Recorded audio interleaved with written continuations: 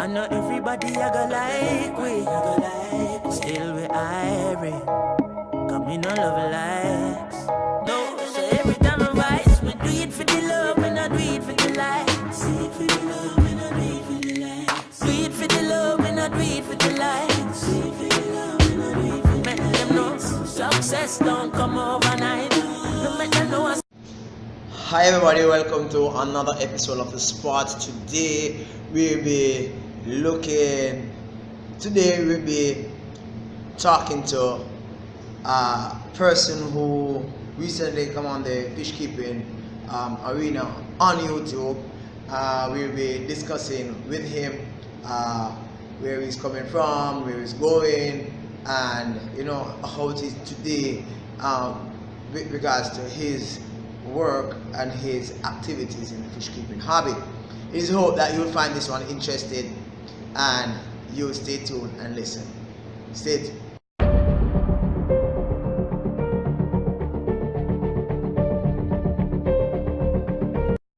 Hi, Mr. Riley, right? Mr. Riley and Mr. Riley. Oh, hi. Thank you for inviting me. Fish keeping Jamaica. It is Raleigh, as in the town Raleigh, as to Sir Walter Raleigh, R-A-L-I-E-G. Okay, cool. Today, persons might be wondering, what is it that we'll be talking about? So let's just talk about first the personal side of Mr. Raleigh. Let's call it fish keeping Jamaica. Alright, it's cool. So, Mr. Fish keeping Jamaica, Mr. Riley, right? A lot of persons are in the fish keeping hobby, and a lot of persons have actually demonstrated through DIY, and they have actually discussed through mediums like this some of their success stories.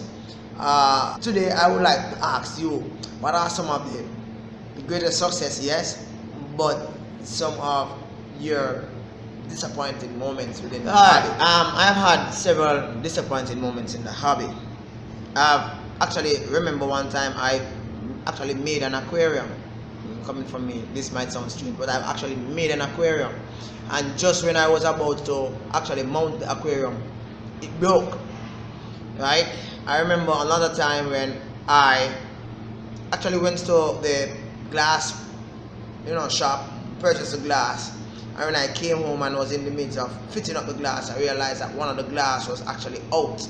Right? Up to now, I've not returned back to the glass store to fix that. Right? Remember that big IBT tote in which I had around the back, in which I said that I had about 300 filament barbs in. Okay, those 300 filament barbs. One morning, everything was going on okay, and one morning I got up, and everything in it was just dead.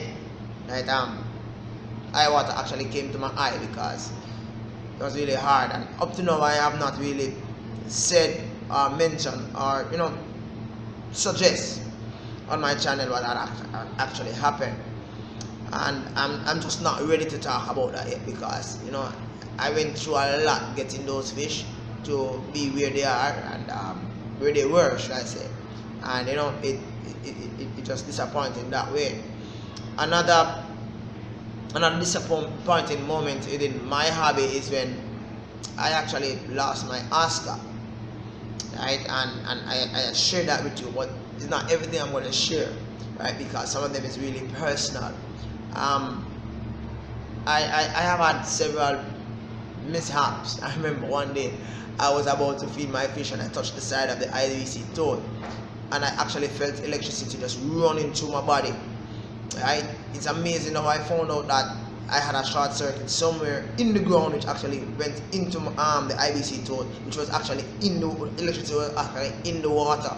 So probably if I had waited probably a few more minutes, my fish would be dead, right? So I quickly corrected that. Several other disappointing moments. I spent a lot of money buying an external water pump after selling about 90 goldfish to the pet shop. I actually commissioned the pump, everything was good, And then when the first when the first light bill came, it was so devastating. I had to actually draw the plug because the light bill was high. And there are several others in which, trust me, I just don't really want to share, in this meeting right now. That's very interesting. And I guess a lot of persons probably would be wondering, wow, right? Okay, in continuing our discussion, we all know that you are so prolific in fish keeping with regards to ponds. Now, why is it that it's so significant for you to be using ponds instead of, let's say, aquariums, right? Aquariums are more attractive to the eyes, and it allows you to see your fish, and there's a lot of advantages to aquarium. Why is it that you are so in tune with this aquarium thing? Now, I use the containers to keep my fish and to breed my fish, because right now it's practically the cheapest way. I am not a rich person, right? All those containers had something in it before I actually used it, mostly soap and bleach and other detergent, right? To access one of those, it would cost me Jamaican dollars, right? It would cost me roughly, in equivalent to about $10 US, about $1,300, right? It would cost me, right, to get one of those jugs. To build an aquarium to house my fish, I would probably want a 55 gallon aquarium. An aquarium like that would cost me in the region of about $16,000 Jamaican, right? Which ranges probably about $60, $70 US, right? Whilst it might sound like it's cheap to probably persons watching, but to me it's not, because listen, being a teacher in Jamaica is not an occupation which pays you a lot, so you have to use what you have so as to enjoy yourself, right? Enjoy yourself, but you have to be able to be smart. So that's practically one, finance. And two, to build so many aquariums to house fish would require me to have somewhere to store them. Whilst I have space, but again it comes back to the financing. To build that fish room will take a lot of resources. I intend to do one like that in the future, but right now I'm just concentrating on my ponds, right? Another reason why ponds are so significant in my hobby is that sometimes I run out of food or I'm not there, right? Ponds allow the fish to actually get their feed from the pond itself. It might sound strange, but practically the pond generates food through microorganisms, dead organism in the pond being decomposed, bacteria decomposing, and microorganisms working on it, and the fish should actually eat those little things, and everything would is an ecosystem, right? So it works out that way.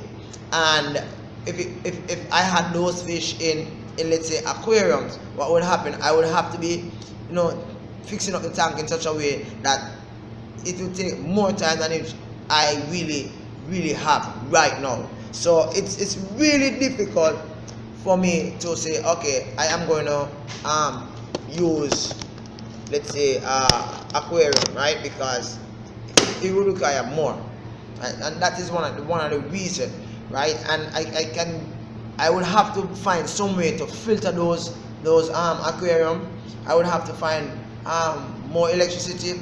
I would have to find space. I would have to find the time, right? So it kind of work out for me. All right, cool, interesting. In continuation with our discussion, right? Do you realize? Do you find the antagonistic in regards to new persons coming in the hobby, or they are they are excited to see individuals join the hobby, in regards to the fish farm on YouTube, they are lovely set of people. I love them, right?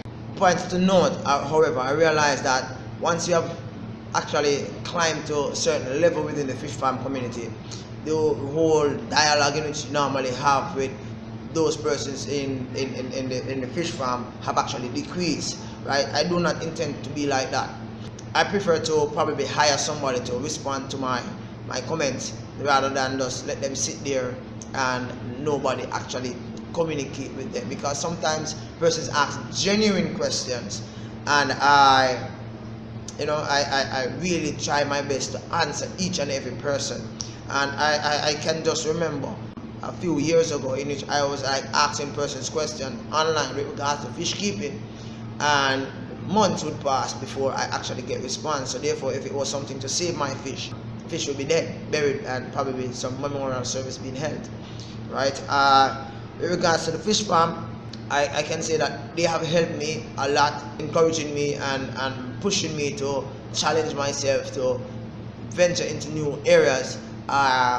Things in which I've done, I never really thought that persons would be interested in it, but because of the encouragement, the comments in which I get, I am now propelled so as to continue. In addition to what we just discussed a while ago, how your family, your wife, your kids actually play a part in your hobby as a fish keeper, right? Because we all know persons have challenges, especially when you have multiple additional tasks to do around the house, right?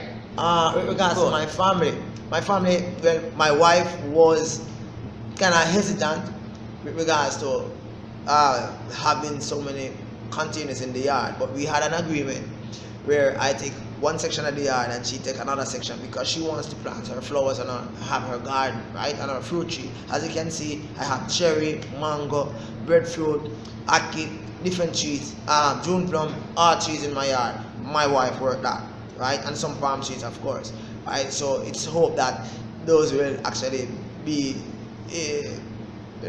fruitful in the future and we can all enjoy. My son and my daughter is really enthused about the fish keeping hobby. My son actually shared it with his friends at school, and my daughter, as you can see in a few of my videos with her, she's so, daddy, can I?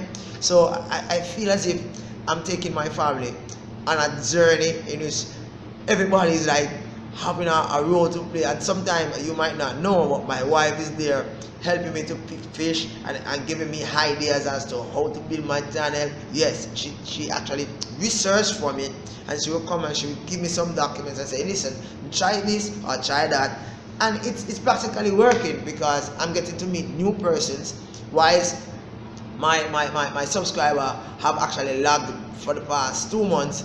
I am kind of doing that intentionally, because I'm just doing a lot of videos.